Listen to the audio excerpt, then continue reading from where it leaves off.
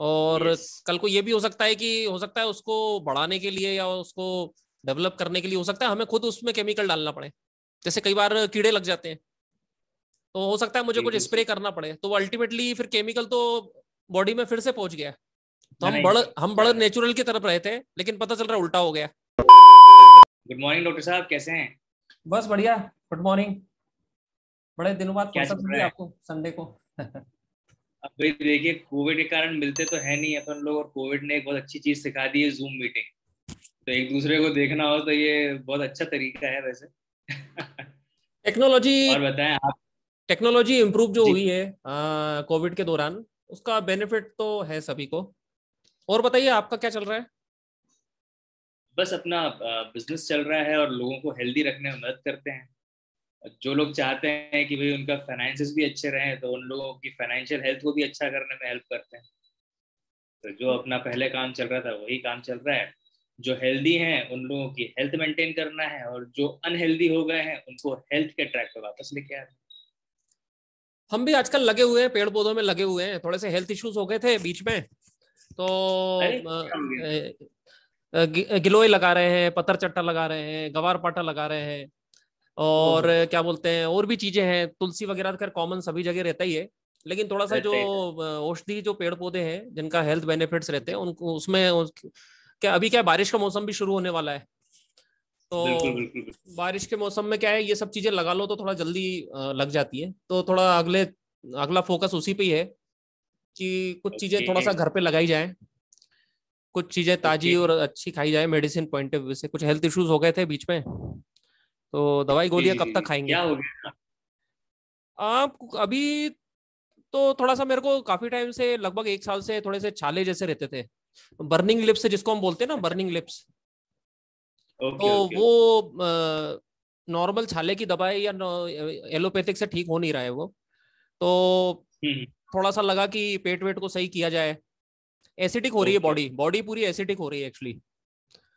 वो इतनी highly okay. Acidic हो रही है कि वो मेडिसिन अगर हम खा रहे हैं तो वो मेडिसिन और एसिड को बढ़ाती है और उससे और मेरी प्रॉब्लम बढ़ रही है। तो वो ओके ओके। कुल मिला के थोड़ा सा नेचुरोपैथी की तरफ जाना पड़ेगा। तो इसलिए सोचा कि थोड़ा बागवानी में इंटरेस्ट है ही, हमारे मिसेस को हाँ ज्यादा है हाँ बागवानी में इंटरेस्ट। तो मैंने कहा भाई हाँ। ये कैक्टस वैक्टस लगाने से अच्छा है कि थोड़ा सा हेल्थ बेनिफिट वाले पौधे लगाए जाएं। सही तो बात। अब उसी चीज को रूटीन में लाना है थोड़ा सा। अच्छा। नहीं, बहुत अच्छी बात वीकनेस वगैरह बहुत आ गई है, इम्यून सिस्टम पूरा धराशायी हो गया है, गर्मी बहुत पड़ रही है। है। ये तो ऐसी चीज है कि जो सबके साथ ही हो रही है। और बट डॉक्टर साहब, जहाँ तक मैं आपके शेड्यूल के बारे में जानता हूँ, तो आपका शेड्यूल बहुत ज्यादा हेक्टिक रहता है। और इस शेड्यूल में आप इतना सब कर पाएंगे क्या? मतलब इसको लॉन्ग टर्म मेंटेन कर पाएंगे क्या? हो सकता है आज तो ठीक है, एक एक दिल में रहता है कि हाँ चलो आज करके देखते हैं, और उसको एक रूटीन में लेके आना, उसको एक हैबिट बनाना, फिर उसके बाद बहुत सारी चीजें रहती हैं। तो वो सब कर पाएंगे क्या अपन?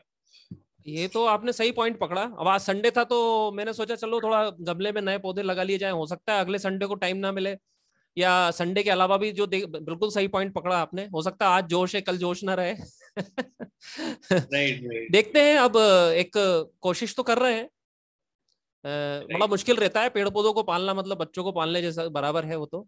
लेकिन अब सही बात बात। यह है कि करें क्या। कुछ तो करना ही पड़ेगा, कुछ ना कुछ तो करना पड़ेगा, भले ही एक पौधा लगाएं दो पौधे लगाएं, कुछ तो करेंगे ही। सही बात। नहीं, सही बात है, क्योंकि देखिए जैसे आपने बोला ना कि आपको बागवानी में भी इंटरेस्ट है, भाभी जी को भी बागवानी में इंटरेस्ट है। अभी एक सिंपल फूल को भी अगर हम लोग लगाते हैं तो उस फूल की हेल्थ को सही करने के लिए कितना कुछ करना पड़ता है। तो हम तो बात कर रहे हैं मेडिसिनल प्लांट्स की। अब मेडिसिनल प्लांट्स जो होते हैं उनको या तो प्रॉपर सॉइल चाहिए, प्रॉपर खाद चाहिए, उनकी देख रेख प्रॉपर होना चाहिए, और हर चीज का उनका एक एक ये लेवल रहता है। तो फॉर एग्जाम्पल जैसे मेडिसिनल प्लांट्स जितने भी हैं, उनमें जो कॉन्सेंट्रेशन है उसकी वैल्यू है।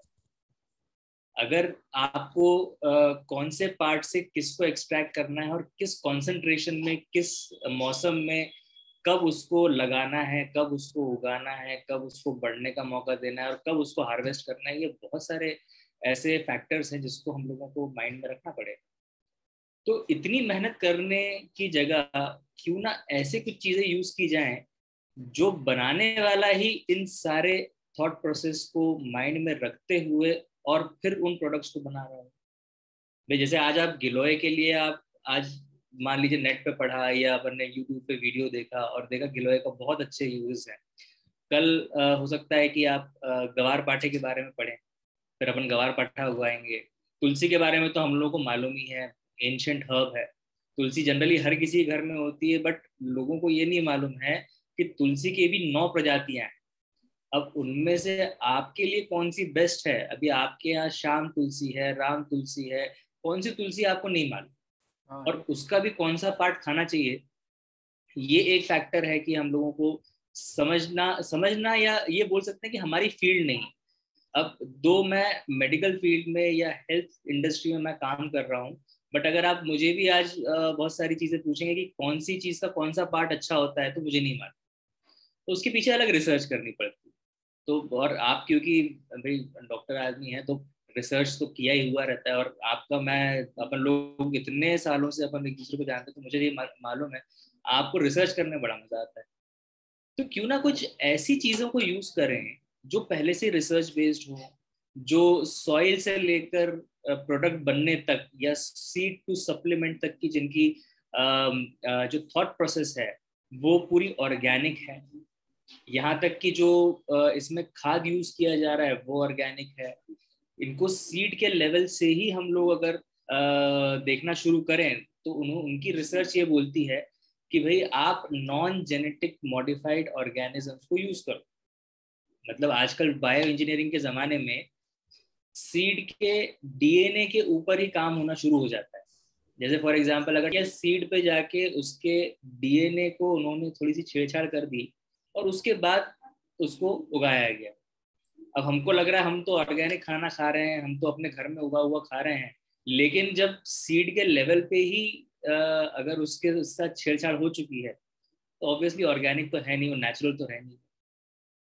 तो ऐसे कुछ अगर आपको एक चांस मिलता है कि ऐसा सामान यूज किया जाए जिसमें आपको मल्टीपल बेनिफिट्स भी मिल जाए, आपका टाइम भी बच जाए, आपकी हेल्थ भी अच्छी हो जाए, और जो कमजोरी या इम्यून सिस्टम की वीकनेस आपको लग रही है उसको अच्छा सपोर्ट भी मिल जाए, और आने वाले टाइम में आपको डॉक्टर्स के पास जाने की जरूरत ना पड़े, तो कैसा रहेगा? हाँ, ये तो आपने सही बात बताई कि भाई हम जो जोश जोश में लगा रहे हैं पौधा, हमें उसकी वैरायटी ही नहीं मालूम, और यस। हमें वैरायटी नहीं मालूम, और हम बस खुश हुए जा रहे हैं कि चलो हमने तुलसी का पौधा लगा लिया, गिलोय लगा लिया, ये लगा लिया, वो लगा लिया। हमें यही नहीं मालूम कि हमें उसको एक्चुअल में नरिश कैसे करना है कि बॉडी को प्रॉपर उसका बेनिफिट मिले। और यस। कल को ये भी हो सकता है कि हो सकता है उसको बढ़ाने के लिए या उसको डेवलप करने के लिए हो सकता है हमें खुद उसमें केमिकल डालना पड़े। जैसे कई बार कीड़े लग जाते हैं, तो हो सकता है मुझे कुछ बिल्कुल स्प्रे सही। करना पड़े, तो अल्टीमेटली फिर केमिकल तो बॉडी में फिर से पहुंच गया। तो जाना ही पड़ेगा, हम बड़े जाना ही नेचुरल की तरफ रहे थे, लेकिन पता चल रहा है उल्टा हो गया। तो फिर उल्टा हो इसका गया। तो फिर सॉल्यूशन क्या है इसका फिर? अच्छा, इसके लिए एक बहुत बढ़िया सॉल्यूशन है जो मैं अपने लिए यूज कर रहा हूँ। ये च्यवनप्राश है। न्यूट्रीलाइट नाम का एक ब्रांड है जो 1934 से न्यूट्रिशनल सप्लीमेंट बना रहा है। इनफैक्ट जो इसके संस्थापक हैं doctor Carl Rehnborg, he was the first person world में जिन्होंने प्लांट बेस्ड न्यूट्रिशनल सप्लीमेंट्स बनाना शुरू किया। अब उसी फिलॉसफी के साथ, ये यूएस की कंपनी है, उसी फिलॉसफी के साथ पिछले 24 सालों से इंडिया में ये लोग काम कर रहे हैं, और ये एक ऐसा प्रोडक्ट है जिसमें आपका हर्ब्स को यूज किया गया है विच आर 100% ऑर्गेनिक। अब बताया हूँ आपको मैं, तो इसमें 14 ऑर्गेनिक हर्ब्स हैं, ये आप देख सकते हैं नीचे इसमें लिखा हुआ है। एक 14 मिनट क्या ऑर्गेनिक लिखा हुआ हर्ब्स। है? एक minute. Made with organic amla, organic sugar and 14 हाँ जी। Organic herbs. ये ऑर्गेनिक शुगर क्या होता है?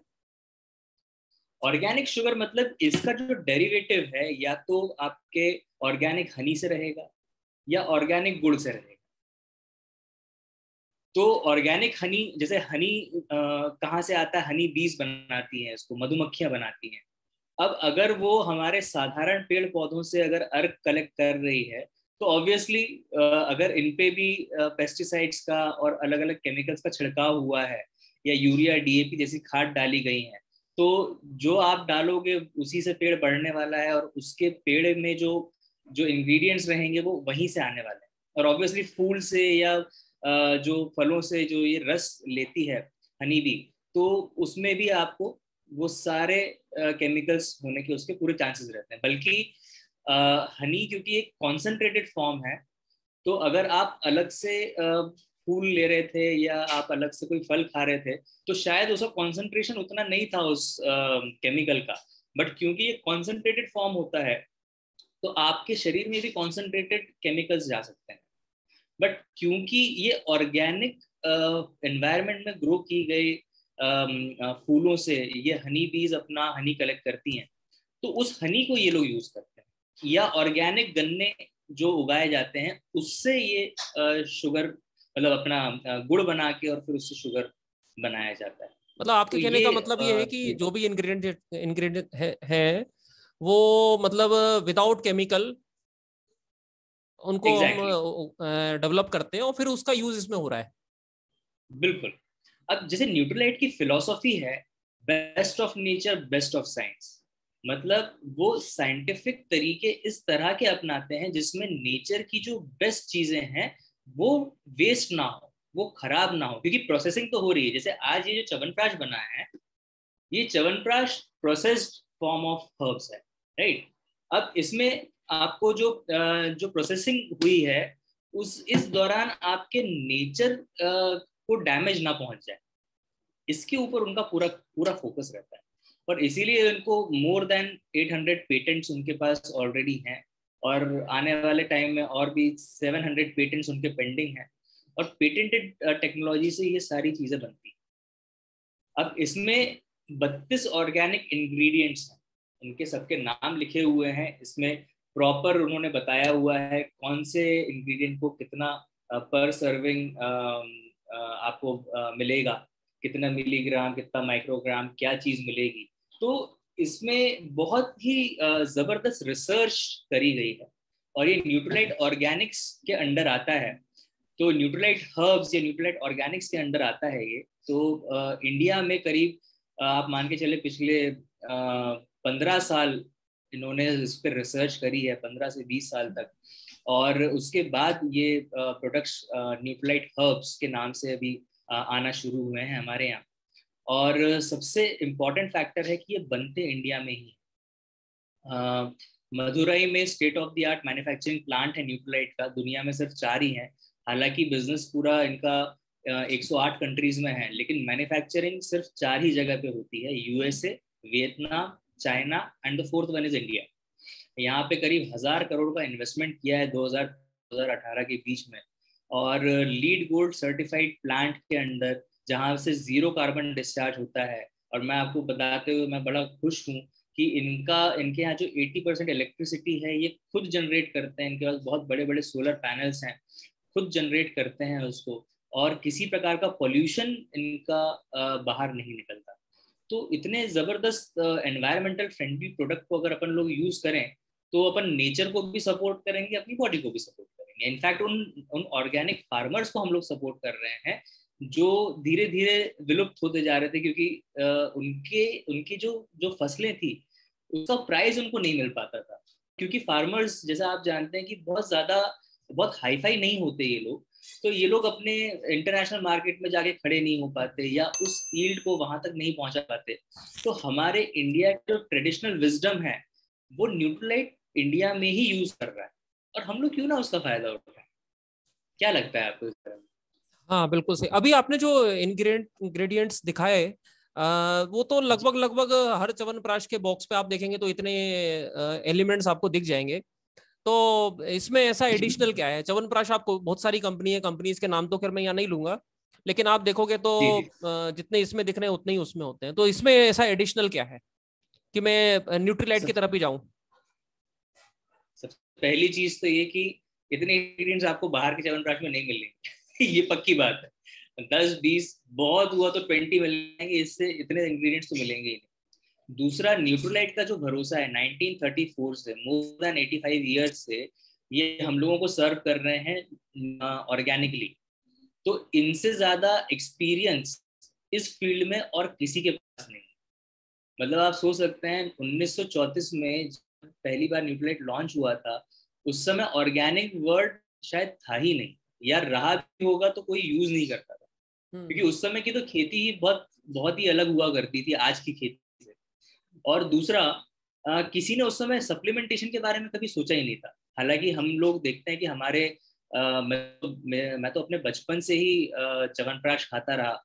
मेरे पापा मुझे याद है अभी भी बचपन में 3 साल की उम्र से वो मुझे करीब मैं 7 या 8 साल का जब तक रहा, तब तक हमने रेगुलर हर दिन, मतलब स्कूल जाने से पहले च्यवनप्राश और दूध मुझे जरूर दिया जाता था। बाकी खाना खाऊं नहीं खाऊं, लेकिन ये दो चीजें मुझे जरूर दी जाती थी। तो ये तो बहुत बहुत हमारा मतलब ट्रेडिशनल आपके आपने प्रोडक्ट जो है। अभी कंटेनर दिखाया था खोल के, तो उसमें मैंने जी देखा कि लगभग लगभग वो खत्म होने वाला है, तो मुझे लगता है आप भी इसको पर्सनली यूज कर ही रहे हैं बॉक्स हाँ, ये। मैं और मेरी वाइफ जो है, ये हम लोगों हाँ, का मतलब हर महीने ऑलमोस्ट 40 डेज हमारा चलता है ये। मैं 40 और मेरी डेज। वाइफ हम लोग। आप हाँ जी। परिवार में फैमिली में कितने लोग लेते हैं इसको? मैं और मेरी वाइफ हम दोनों ही लेते तो हैं ये इसको। लगभग लगभग 40 दिन चल जाता है।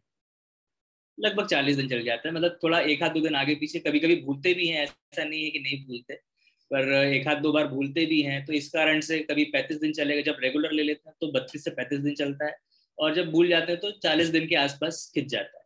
हालांकि हम लोग कोशिश ये करते हैं कि भूले नहीं उसको। बट सुबह उठते से ही सबसे पहले हमारा काम होता है अपना पानी पीना, फिर उसके बाद एक्सरसाइज करना, और उसके बाद ब्रश करके सबसे पहली चीज जो हम लोग लेते हैं वो च्यवनप्राश।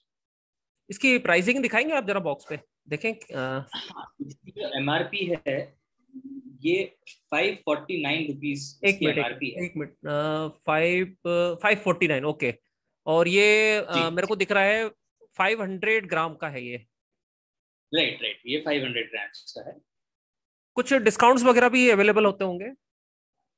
हाँ, इसमें डिस्काउंट्स भी अवेलेबल होते हैं। जैसे आपके आसपास के जितने भी एमवे डिस्ट्रीब्यूटर्स हैं, अगर उनसे आप लेते हैं, या अपना कस्टमर नंबर भी, आप तो खुद एक डिस्ट्रीब्यूटर हैं, तो अपने कस्टमर के नंबर पे आप लेते हैं तो करीब एक 50-60 रुपए का डिस्काउंट मिल जाता है। और अगर एक डिस्ट्रीब्यूटर लेता है अपने कस्टमर के नंबर पे, तो उसको करीब एक 30-40 रुपए का और कैशबैक आ जाता है।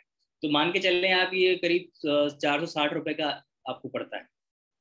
लेकिन फिर भी अगर और मार्केट में और जो अच्छे ब्रांड माने जाते हैं, उनसे अगर कंपेयर जी किया जाए तो लगभग लगभग मुझे लगता है इतनी ही कॉस्ट में शायद 1 kg, आई थिंक, मुझे ध्यान नहीं है, आई जी, थिंक इससे आधी कीमत में या इतनी ही कीमत में मुझे 1 kg शायद मिल सकता है। तो इस हिसाब से तो मुझे ये थोड़ा सा कॉस्टली लग रहा है। बिल्कुल बिल्कुल, आप आपका कहना बिल्कुल सही है। जो रूटीन च्यवनप्राश मार्केट में आ रहे हैं, वो आपको 200, 150, बहुत बहुत 250 रुपए में आपको मिल जाएंगे, आधा किलो का पैक, राइट।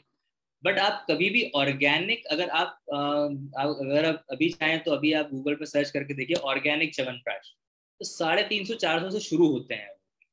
और वो भी मतलब 700, 800 तक जाते हैं हाफ केजी के लिए, अच्छी से अच्छी क्वालिटी का अगर आप लेना चाहेंगे तो।